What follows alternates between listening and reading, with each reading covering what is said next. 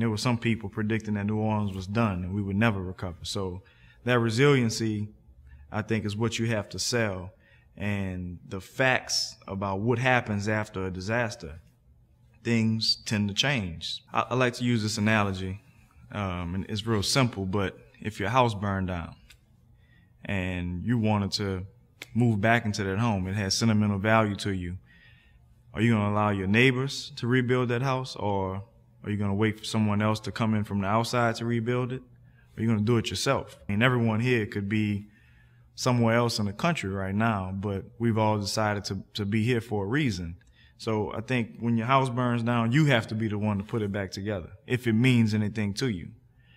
And I think that attitude has taken over the city, and we all share it, and that's why people tend to have a much stronger bond than we ever had before, because the time is now. Everyone sees what could happen. I mean, Katrina was just a flash, right? It was a flash of what could be if you don't get it together. So everyone's starting to get their act together, and that's why I came back, because I just couldn't stand to watch my house in ashes and not lift a finger to do anything to clean it up. My name is Damon Burns. I am a New Orleans native.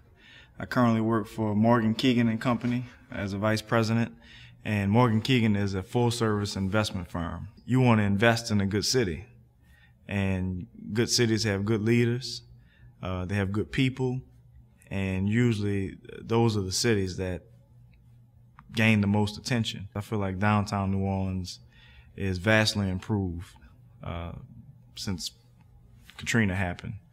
And I think it's probably a result of the attention we've received from around the country, but everyone seems to be a lot more in tune to what the city needs. And I think when you have people working on that same accord, good things happen.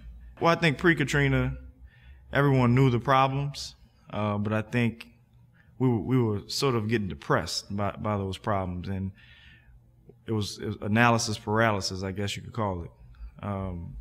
We all wanted it to get better, and if you just look at some of the things that were going around, the Saints, take the Saints for example. The way they played pre-Katrina is a lot different than the way they've been playing post-Katrina. And I think the attitude of people in the city has a spillover effect on everything that represents the city of New Orleans. So the fact that people are a lot more in love with home now, because you don't know what you got until it's gone, I think it's just a better attitude overall. And whenever you have a positive attitude about something, I believe good things tend to happen. And that's really what's happening here now. I mean, we have a lot of work to do, of course, but I would definitely say we're on a much better track than we were pre-Katrina.